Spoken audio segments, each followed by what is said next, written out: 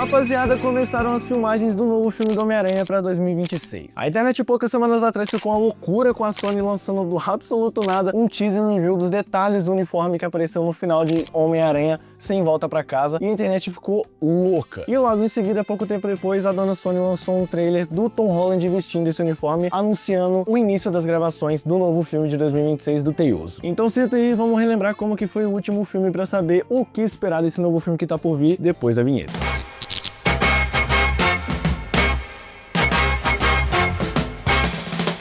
Eu sou o TK e galera, desde que a Marvel sofreu aquela crise econômica nos anos 90, a produtora se viu numa situação onde ela teve que vender parte dos direitos de adaptação dos seus personagens para várias outras distribuidoras para não ter que decretar falência, incluindo o Cabeça de Teia e todos os seus agregados, mais alguns outros grupos de heróis, como X-Men, Quarteto Fantástico e vários outros. E depois disso a Marvel teve que se virar com o que tinha nos cinemas, e isso acabou dando início ao universo cinematográfico Marvel, que viria a se tornar o universo que a gente conhece hoje. Porém, um tempo depois, a Disney acabou comprando a Marvel e fazendo um acordo com a Sony para colocar o Homem-Aranha dentro do universo cinematográfico da Marvel. A primeira aparição do Homem-Aranha no UCM foi no filme Capitão América Guerra Civil. A aterrissagem podia ter sido melhor, que a roupa é nova. Mas não tem problema, Sr. Stark, ele é perfeito. Logo depois desse filme, a Sony teve a ideia de trazer um reboot, um remake pro Cabeça de Teia nos cinemas. E sem a menor sombra de dúvidas, o filme mais marcante é Homem-Aranha Sem Volta Pra Casa, justamente por conta do fanservice e do hype que tava no momento também, né? Que a gente tinha um monte de teoria circulando na internet naquela época. Por quem era fã da Marvel naquela época sofria, velho, porque nessa época, pra comprar ingresso desse filme no cinema nessa época, foi difícil. Era papo de assim, o site do ingresso cair de tanta gente acessando quando liberaram a venda da pré-estreia e até da estreia no geral, né? Eu lembro que a primeira semana quase todas as sessões do filme estavam lotadas, e com razão também, né? Era um fanservice absurdo e tinha muita gente com muita expectativa. O terceiro filme ele é uma continuação direta do segundo filme, com o Peter Parker tendo que lidar com a situação da identidade dele sendo revelada pro mundo depois que ele supostamente matou o Mistério. O filme começa então com o Peter pegando a MJ e indo embora pra sua casa, só que quando ele chega lá, ele começa a ser atacado, ser alvo de toda a população, porque no final das contas o Mistério era um herói, então ele matou um herói nacional. Depois desse rolê todo, ele chama o advogado Matthew Murdock, que, querendo ou não, pasmem, é o mesmo Demolidor da série original. E aí a gente já tem o nosso primeiro fanservice, né, que aí dá aquela esquentada no cinema. Bom, o Matthew Murdock, além de Demolidor, ele também é advogado, então ele mexe uns pauzinhos e consegue livrar o Peter Parker de todas as acusações contra ele na questão da justiça. Porém, ainda tem aquela questão social. E ele volta à vida de estudante normal pra se formar e entrar numa faculdade. E cara, essa cena dele voltando pra escola é uma cena que particularmente não me pega nem um pouco, porque ela meio que é identificável a fórmula Marvel nela, sabe? Na obra inteira dá pra identificar um pouquinho da fórmula Marvel dos filmes e tal, mas essa cena específica é uma cena que ela meio que não decide pra onde ela vai, sabe? O tom do filme meio que é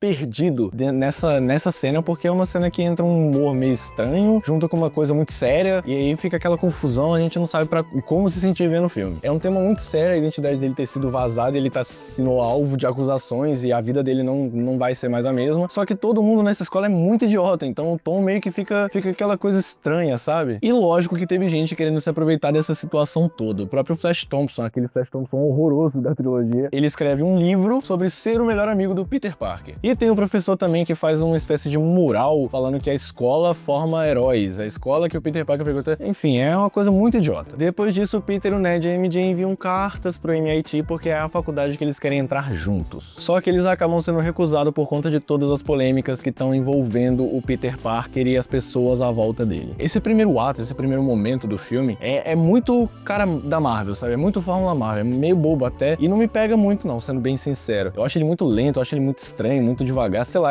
parece que o filme ele não foi pensado pra ser atrativo no começo. Parece que da metade pra frente aí ele engrena legal. Mas esse começo, ele realmente é um começo meio moroso, sabe? O Peter não acha nem um pouco justo os amigos dele terem que pagar por algo que o povo julga errado, porque afinal de contas ele não fez nada de errado e muito menos os amigos dele. Então ele resolve ir falar com o Doutor Estranho pra resolver essa situação toda. Chegando lá, a gente descobre que o Doutor Estranho não é mais o Mago Supremo do Universo, porque ele foi blipado. Blipado, pra quem não sabe, é quando a pessoa tomou o estalo do Thanos e aí sumiu. E aí, nesse cargo de Mago Supremo, foi passado pro Wong, que é o amiguinho do Doutor Estranho. Bom, mas fora isso, ele fala que tem um feitiço que pode fazer as pessoas esquecerem que o Peter Parker é o Homem-Aranha. O Peter concorda, mas ele não sabia que iam ser todas as pessoas que sabem que ele é o Homem-Aranha. Então ele começa a querer mudar o feitiço do Doutor Estranho, falando, não, mas deixa a MJ, deixa o Ned, deixa a Tia May, o Harry, deixa todo mundo falando, sei lá. E aí o feitiço dá ruim. Complicado, né, velho? O cara foi dar uma de estagiário dando ideia no setor e olha aí a merda que deu. Sozinho no setor.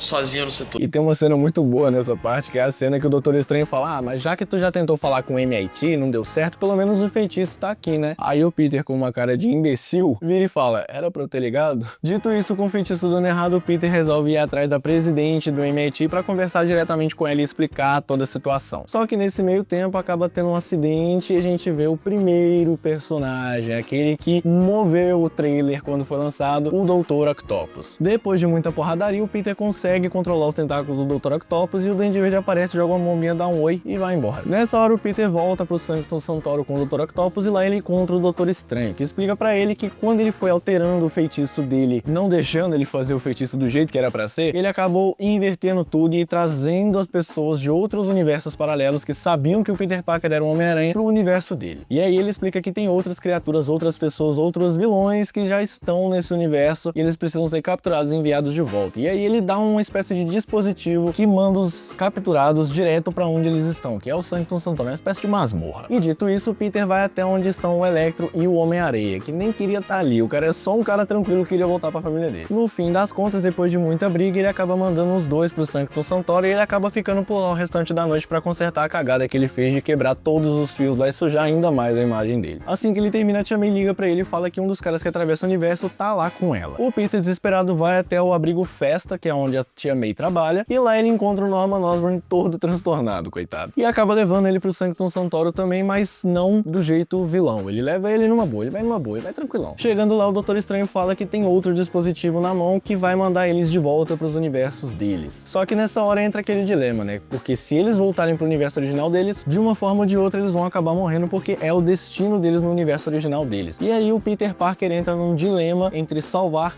todo mundo ou deixar os vilões que são vilões se ferrarem pra lá. O Peter, pra não deixar isso acontecer, entra numa briga com o Doutor Estranho, na qual ele usa matemática pra prender o Mago Supremo do Universo, ou ex-Mago Supremo do Universo, numa fórmula de Bhaskara. Depois disso, ele convence todos os vilões de que ele consegue ajudar eles, de que ele pode ajudar eles, e leva todos eles pra casa do motorista do Tony Stark do primeiro filme lá, aquele cara que aparece vez ou outra. Ele tá levando eles pra lá porque nessa casa tem um dispositivo que é capaz de construir qualquer coisa e ele vai fazer lá os dispositivos para salvar cada um dos vilões lá na sua respectiva função. Essa cena é muito da hora porque pega todos os maiores vilões do Homem-Aranha e coloca eles bonitinho, assim, organizadinho no elevador, todo mundo olhando pra frente, assim, ó. O primeiro que o Peter ajuda é o Dr. Octopus, que em vez de controlar os tentáculos, estava sendo controlado por eles, porque o chip que ele utilizava pra controlar os tentáculos estava meio quebrado. Mas o Peter constrói um lá rapidão, coisa rápida, ação de novo. Ele faz também o do Electro e deixa no peito dele falando que assim que chegar em 100%, os poderes dele vão ser anulados e ele vai voltar ao normal. E enquanto ele tá fazendo os outros apetrechos, o sentido aranha dele começa a vibrar e ele começa a se sentir estranho, começa a ficar confuso, perdido sobre quem é a ameaça que tá ali entre eles. E, meus amigos, ele descobre, é o Relâmpago Calabresa. Essa cena é muito da hora porque tem um diálogo antes que mostra ele conversando com o Norman Osborn e o sentido aranha dele tá desligado, tranquilão, só que quando ocorre a troca, o sentido dele começa a ativar e isso aí é muito da hora porque a gente vê que ele realmente tem uma parada que funciona e funciona muito bem. Uma parada de Homem-Aranha que funciona e funciona muito bem. Bom, nessa hora os vilões que ainda são maus começam a se revoltar e o Duende Verde começa a provocar o Peter. E não satisfeito, ele começa a provocar e encher o garoto de porrada. E por sinal ia estar muito complicado se a Tia May não tivesse ajudado ele, dando uma pancada na cabeça do Duende Verde. Mas toda ajuda tem um preço. Ela ajuda ele, só que o Duende Verde é mais astuto e ele acaba ferindo gravemente a Tia May, que antes de morrer solta a icônica frase: com grandes poderes vem grandes responsabilidades. E com grandes poderes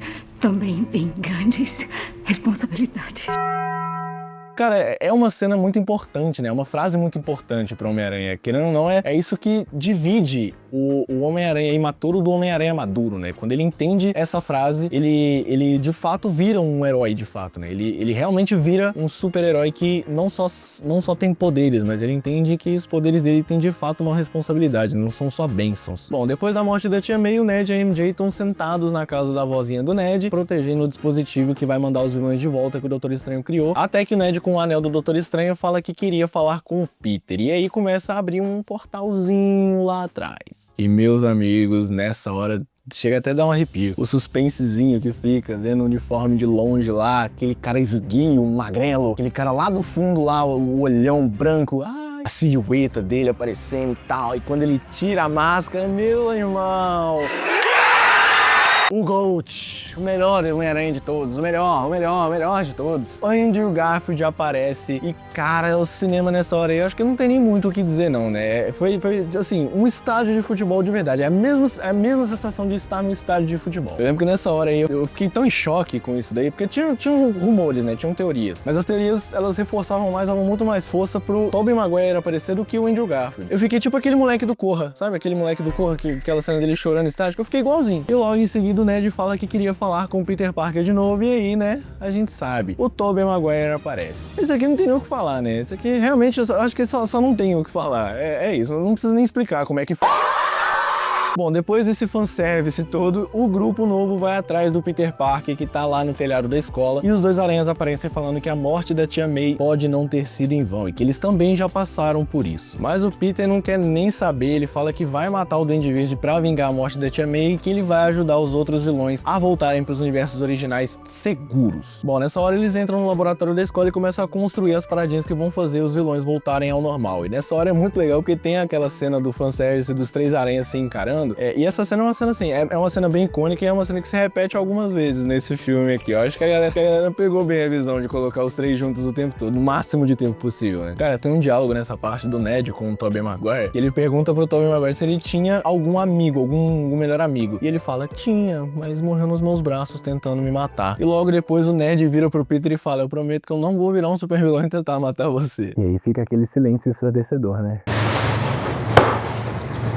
Enfim, depois disso os aranhas meio que montam um plano pra trazer os vilões de volta e eles vão até a Estátua da Liberdade, só que antes da porradaria começar, eles começam um diálogo sobre o tipo de vilões que eles enfrentaram, né? Qual é o vilão mais da hora que eles enfrentaram, por assim dizer. O Peter do Tobey Maguire fala que lutou contra um alien, o Tom Holland fala que lutou contra um alien no espaço e o Andrew Garfield fica todo triste falando que o máximo que ele fez foi lutar com um cara com armadura de rinoceronte. E aí o Tobey Maguire vira pra ele e fala que ele não é chato, que ele é espetacular. Enfim, depois disso os vilões começam a aparecer e os Homens-Aranhas acabam ficando um pouco confusos porque eles nunca tinham trabalhado em equipe antes. E o Tom Holland aproveita pra falar que ele foi dos Vingadores, o que não faz a menor diferença porque nenhum dos outros dois sabe que cacetes são Vingadores. Eu fui dos Vingadores. Dos Vingadores? É. Que legal. Valeu. Que é isso? É uma banda? Você tá numa banda? Não. Após isso eles conseguem se ajeitar e a gente tem aquela cena magnífica dos três Homens-Aranhas juntos. E cara, essa cena eu vou falar, é de arrepiar, velho. No fim das contas eles conseguem derrotar o primeiro vilão, que é o Homem-Areia, que assim, ele nem queria estar ali, ele só queria voltar e ficar com a filha dele lá. O cara ele é só um cara tranquilo, literalmente só um cara tranquilo. No meio disso tudo, o portal que o Ned abriu não se fecha porque o cara ainda é um estagiário, ele não sabe como que funcionam os poderes do Doutor Estranho ainda. E o lagarto, que não é bobo nem nada, tava lá embaixo, ele vê o portal aberto, ele decide ir atrás dele, só que o Peter Parker do Tom Holland também vai atrás dele e ele meio que salva a galera ali. Depois de uma breve cena de perseguição, o Peter Parker consegue usar o Rexona no lagarto e traz o Dr. Connors de volta. Aí o Zé Ruela do Ned decide abrir outro portal pra ele tentar esconder a caixa, só que na hora que ele abre, quem sai do portal é o Doutor Estranho puto da vida, porque ele ficou 12 horas pendurado no Grand Canyon por conta da fórmula de Bhaskara. Enquanto isso, o Dr. Octopus aparece pra ajudar na luta contra o Electro e ele, junto com o Andrew e o Tobey Maguire, conseguem descarregar o Electro. E aí tem um diálogo dele, uma interação dele com o Peter, falando que ele até que sem máscara é bonitinho, há de se concordar, né? É o Andrew Garfield. Meio que rola uma amizade entre os dois ali e o Electro até fala que pensava que ele fosse negro. Só que logo em seguida ele fala que deve ter algum Homem-Aranha negro por aí. Mas como a alegria de pobre dura pouco, o Duende Verde aparece, explode tudo e a MJ acaba caindo. E quando o Tom Holland vai pular pra salvar ela, o Duende Verde tira ele do caminho e ela continua caindo em direção à morte. Mas aí a gente tem uma das cenas mais emocionantes desse filme, que é o Peter Parker do Andrew Garfield pulando e conseguindo salvar a MJ, tendo enfim a sua redenção, porque por mais que não seja a Gwen, ele conseguiu impedir que isso acontecesse de novo. Meu irmão, o que o cinema gritou nessa hora foi maluquice, e vamos concordar, né? É uma cena muito foda. Depois dessa montanha-russa de emoções, corta pro Doutor Estranho tentando conter o feitiço que o Duende Verde explodiu, só que ele não consegue e o feitiço explode, causando umas rachaduras, uma espécie de rachadura no espaço-tempo que, se não forem fechadas, vai trazer todos os universos que sabem quem é o Peter Parker pra realidade, causando assim uma incursão, uma espécie de colapso. Nessa hora, o Peter Parker do Tom Holland começa uma pancadaria insana contra o Duende Verde, e na hora que ele vai matar ele, o Tobey Maguire aparece segurando ele, impedindo ele de fazer isso e se corromper. Mas de novo, como alegria de pobre dura pouco e o Duende Verde é um filho de uma égua, ele enfia a faca no Tobey Maguire e deixa o cara completamente ferido. E no fim das contas, o Peter Parker do Tom Holland consegue curar o Duende Verde, curar o Norman Osborn e tudo acaba bem.